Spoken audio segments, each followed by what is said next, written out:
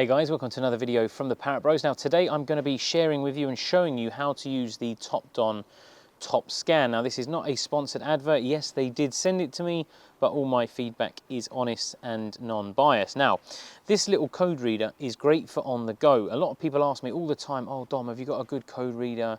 And as a rule, I didn't, because I used to use VCDS, which is on a computer, a laptop, or one of those big plug-in scanners which are like £300. Now you can buy these from as little as 10 or 15 quid. Not this exact one, this one's £69.99 at the moment, but you can buy the cheap ones, but they won't do airbags, they won't do DPF regens, they won't do throttle body adaptions and all that kind of stuff. They're literally just good for reading engine codes and engine codes only. Now this one is an absolute powerhouse. It will do pretty much everything you'll need it to do in any model. I think they said it suits up to 60 brands of cars. You can download the drivers specifically for each model. It's super simple to use. The app is decent for iPhone and Android. And this, once you've used it once and set it up, I'll show you. I've never actually used it on this car. So you literally just plug it in and it will beep, and then you wait for it to beep again. It'll beep again, and that means it's connected to the app, and it will come up on the phone and it will say, it says here, Topdon would like to communicate with your technology. So you can just click on it, you click allow, and then it will take you straight into the app and you're good to go. It's as simple as that.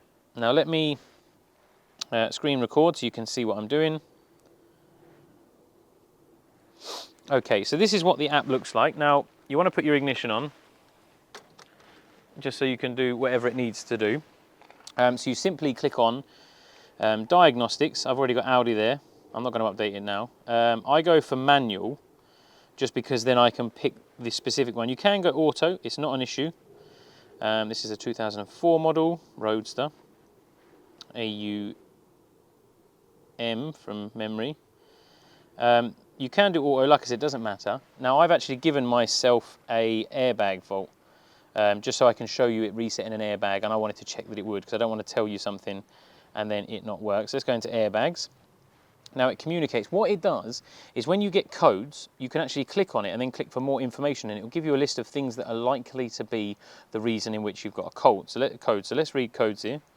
Oh, I might have cleaned my code myself. Let me let's give ourselves a code, shall we? Now you shouldn't technically do this, but for the interests of YouTube, now we should have an airbag fault. There we go. So we have an airbag fault. Now you can click on it and click that, and it gives you a list of what the codes could be, possible symptoms, which I think is absolutely wicked. Rather than jumping on Google, I've got an airbag light, what could it be, blah, blah, blah, blah, blah. This gives you loads of different options to check, things to check, where it may be, and all of that kind of stuff. And you can also click search, and then it takes you onto the web and it gives you that code, and you can click Rostec, which is my favorite. If you've ever watched any videos where I'm discussing codes, Rostec again will give you similar information. So you become a bit of a technician. Now it won't let us clear that because it's not plugged in. Let me plug it back in. Now, do not try this at home. I am a trained professional for making faults. So we read codes again. Now let's clear the code, because we've fixed the problem, which was plugging it back in again. There you go, it's been successfully removed and there is no codes. Now airbags are one of the most notorious things that cheap code readers will not work on. Now what I think we should do, let's have a look at the engine. Now I've not done, should we do an auto scan? Let's do an auto scan. Because I have, yep, we'll go for all of them. Oh, it doesn't have a telephone, we'll delete that. It doesn't have parking assistance.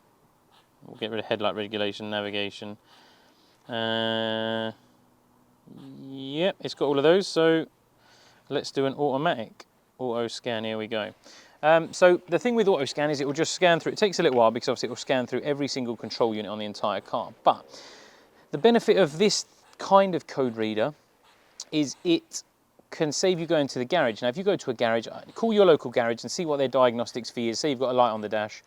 How much would it come in to cost to diagnose it? The likelihood is it's probably half an hour's labour, which could be up to £60 or £70. So it actually covers the cost of something like this. And if it's something as simple as you move the seat backwards and the airbag light come on, it may just be that the plug was a little bit loose or one of the cables is a bit dodgy, and you can actually check that yourself.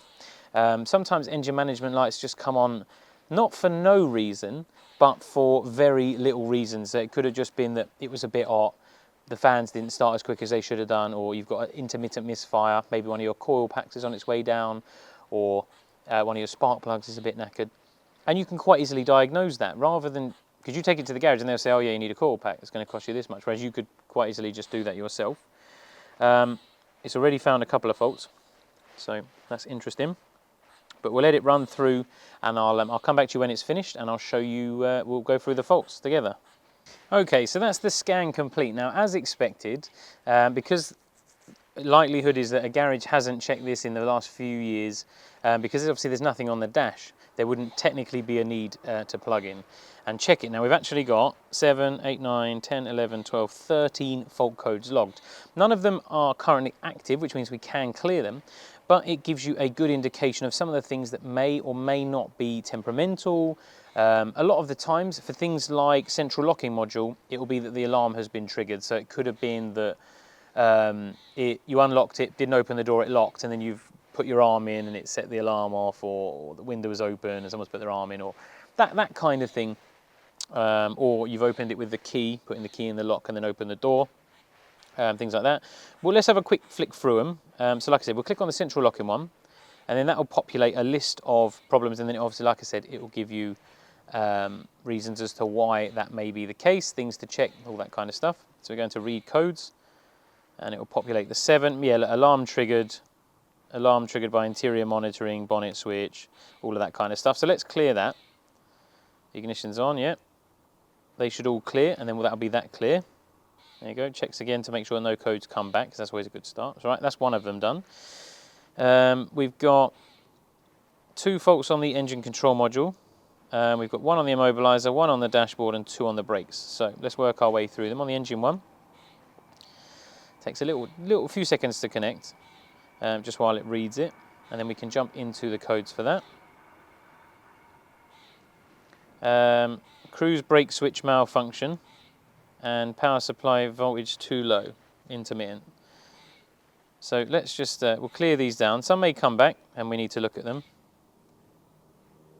Let's see if any will come back. It's always interesting. So nothing at the moment, but we'll do another scan after I've driven it for a little while, because it may be that brake switch is on its way out. There's a little switch on the back which tells the brake pedal that it's being pressed, so it could just be faulty. I've got a few of them on the shelf. Nice, easy fix. So you could have had a problem that was going to come, and you didn't know, and you found it before it became a proper problem, which is very good. It's one of those things, every few months it's probably worth throwing a scanner on, because something could be failing but not failed.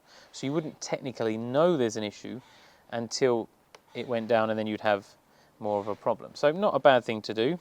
What have we got on the dashboard here?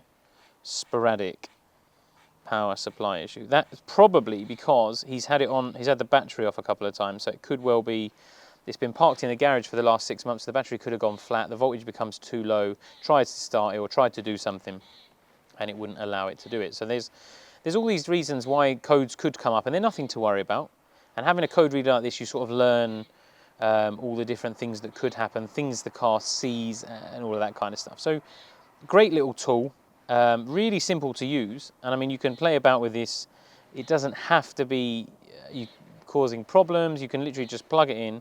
It's so simple to set up. Honestly, anyone can do it. There we go. So that's that cleared. It will just check there's no faults. And then we're working our way through this quite nicely. Let's go on to the dashboard. Again, this is likely to be a power one, I reckon.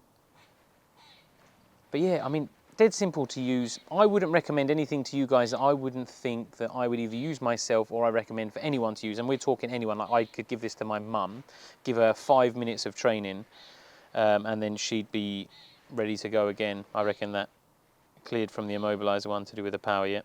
Let's have a look at the brakes. But yeah, I wouldn't recommend anything to you guys that I wouldn't use myself or recommend to anyone, literally anyone of any skill level, because this is so easy to use. And it actually gives you some confidence in learning car electrics and how things work and how to fix faults.